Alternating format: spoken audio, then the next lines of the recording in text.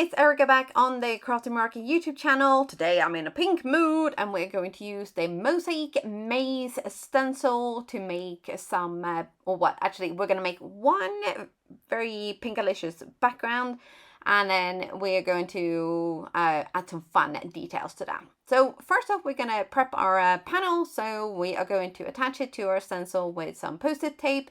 This is my go-to for stenciling, because pixie spray is very difficult to get a hold of in Europe, so I had to come up with something else. So I have got 3 shades of inks here, but I actually ended up kind of changing my mind halfway through, as is very common. And then I also, before I go too much into it, I forgot to get my little finger saver. So that is this little sheet of acetate here. It is literally that. It's just a little strip of acetate with a little bit of post-it tape on it, so I can actually see where it is.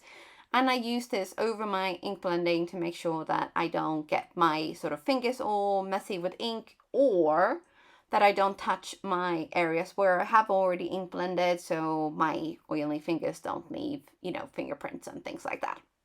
So here, I was going to first kind of do like an ombre, which is why I had the spun sugar and the saltwater taffy and the picked raspberry inks out. But then as I said, I changed my mind and I came up with an idea. So I've gone over with saltwater taffy over the entire stencil, and then I'm gonna get a tiny one of my itty bitty brushes. This is from the Rabbit Hole Designs. And I'm going to use a pink raspberry, and I'm going to just add it in the kind of angle part of the stencil pattern. I don't really know exactly, should I say the corner parts? So I basically wanted to kind of make the corners darker. So that is why I decided to go for an itty bitty blending brush rather than the big one. So when I'm going over the entire thing, I didn't have a problem using a big one because that would cover more in less time. But now when I want to have a little bit more control where my ink is going, because we're actually using it to kind of highlight details, I need that control, hence a smaller one. So we're going to go over all of these corners, and we're going to add quite a lot of ink, but we're going to try to blend it out into that saltwater taffy, just so we don't get any harsh lines. And sometimes it's a little bit tricky to see what your result is going to be like when you're looking through the stencil. So even though you can guess what it's going to look like, it's always fun to peel and reveal. So that is looking pretty good, isn't it? But I wanted to make the corners even kind of darker and deeper and more kind of dramatic almost. So we are going to stick with the itty bitty brush, and we're going to get a little bit of black soot. And I am hearing you. I know, sounds crazy. Sounds totally crazy, doesn't it? But we're not going to go black metal. We're not going to go slap, bang, lows, all black. We're going to go very light. So we're going to add some ink, and then we're going to go in a very, very light, touchy way, and we're going to just add a little bit to, you see there, just to kind of deepen and intensify the color. So you need to be a little bit careful with this part, and that is why you will see that I will tap a little bit on the ink pad. I know this is super sped up, but I'm tapping a little bit on the ink pad, and then I'm mostly picking the color actually from the lid. So we're not going to go in and get this little itty bitty blender brush super saturated with black ink. No. We are going to take our time. So this is very, very, very sped up. This part of the process is probably what I would say I spent the most time on, because I really didn't want any black harsh lines or that kind of speckled where the ink wasn't blending very well. So I really, really took my time with this part, and I think it's paid off because it's peel and reveal time, and I was very, very pleasantly surprised with how amazing this looks. Oh, so happy with that. But then yes, we are going to add some details, and I'm going to be using a Posca pen. So I haven't had like a huge success finding gel pens that don't dry up or clog up and things like that. And I was getting really fed up because, you know, what is supposed to be a good one, they're not super cheap. And I was just spending my money and I wasn't really getting much use out of them. So I decided to invest in a Posca pen, and they are more expensive than gel pens. But I get such better results with them. And you do have to kind of be a little bit careful because, you know, it's one of those where you shake to kind of get the ink into the tip. And if you press a little bit too hard, it's also like that, you know, it's like a pump action to get the ink flowing. And if you pump a little bit too hard, oh boy, you do get a blob.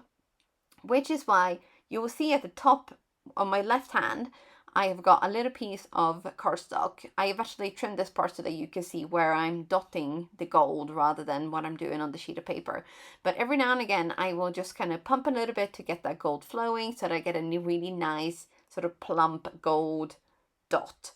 And I'm gonna be going back and forth. And now you can see that I've got like a little bit of a blob on there. So I'm basically going back and forth and just kind of picking up a little bit of that excess gold as well to get those nice plump spots. And yeah, I think for me, Posca pens are definitely the way forward because, like I said, I can't find a good gel pen, neither a white one or a gold one, that doesn't clog up. So for me, I am team Posca pen. So if you have had issues with whatever gel pens you have used in the past, I would recommend you trying a Posca pen and see what you think. But because they are a little bit of an investment, maybe just start with the one. Don't go and like get all of the colors until you know for sure that you like them. So that is my tip of the day, my Erica-ism of the day. But we're just going to finish off with these little tiny dots here now. And then we are going to admire this for a little bit because those gold dots and that like little a bit of dark ink blending, I think just really kind of like makes this pop, doesn't it? But when I had those colors out, I was like, you know what? I really like those colors. Really, really like them together. So I thought, you know what? Let's try a background as well where there isn't a pattern or a stencil or anything like that. We are just going to slap this color down onto a piece of cardstock. So I am going to speed up this part as well so that you get to see the end process. But basically, I'm using Saltwater Taffy again. So this is my lightest color, and I really, really like this kind of peachy pink color. It's so lovely. Like, just so nice. And you can see here where I've gone like really soft to begin with, and then I've gone in with a really, really thick layer, and then I'm going to blend them two together. And then I'm going to add the picked raspberry in the middle, and then the black. I know, again, it sounds crazy, but it works. Trust me. Just trust me.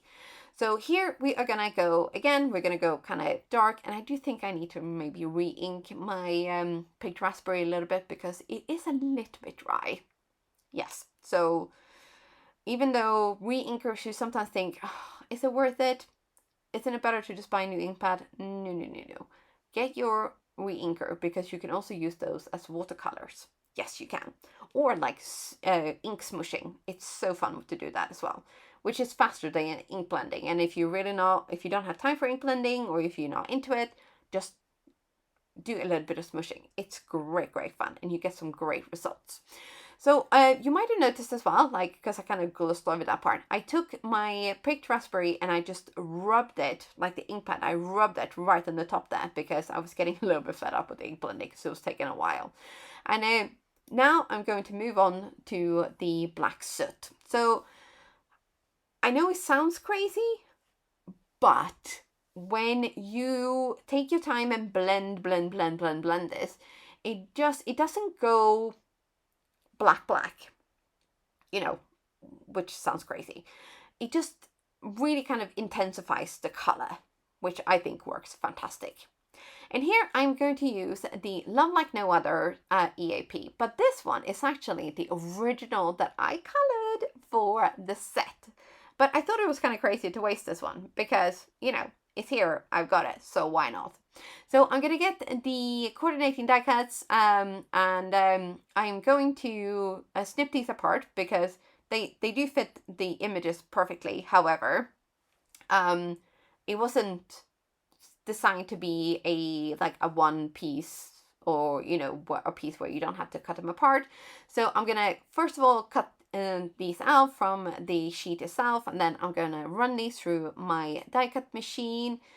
And I do love me a coordinating die cut, because it just adds such a nice detail, doesn't it?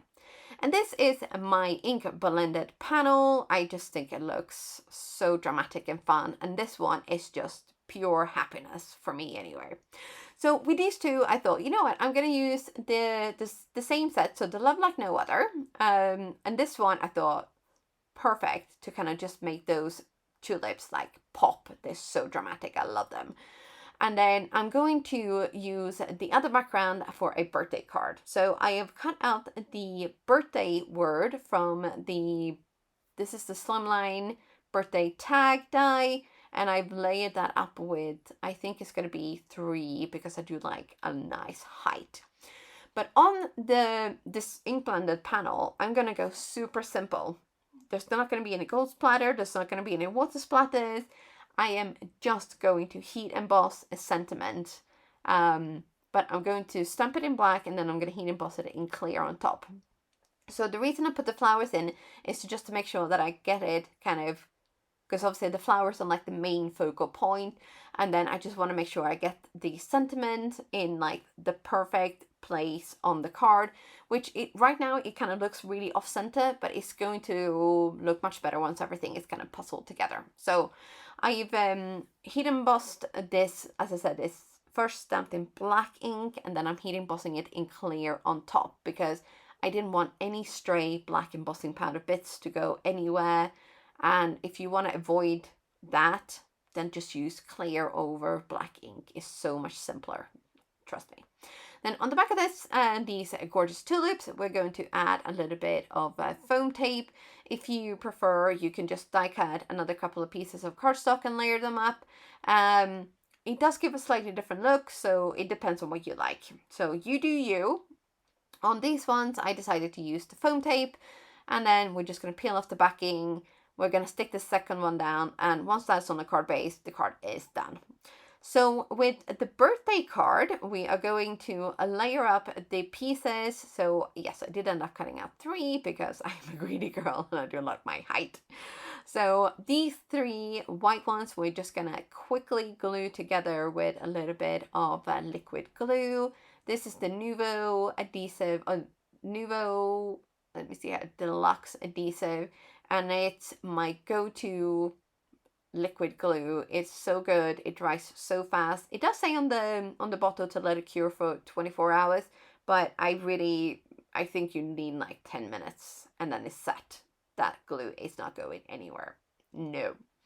So on this one, I'm going to not have the birthday word perfectly in the middle, because I'm actually going to use one of my leftover flowers from a previous video where I used this Love Like No Other, but I colored the images with Karin markers. So on this one, we're gonna just pop on a little happy, so that it actually says happy birthday, not just birthday. Because it's gotta make sense as well, hasn't it? So that is pretty much it. I mean, I have used the same colors for the backgrounds, but with very, very different results. I would love to know which one you think is, your favorite. Do you think I should have gone with a gold splatter on that? Like complete ink blended background? Do you think I should have added bling-a-ling? Are you proud of me for not using bling-a-ling? And yes, please do let me know which one you prefer. I'm so curious to find out, because I look at these two and I can't quite decide which one I like the most. Sometimes it's like picking between your children. If you make 2 cards, like which one is your favorite? Like you can't pick one, right? So I would love to hear which one you think, but that is it from me for today.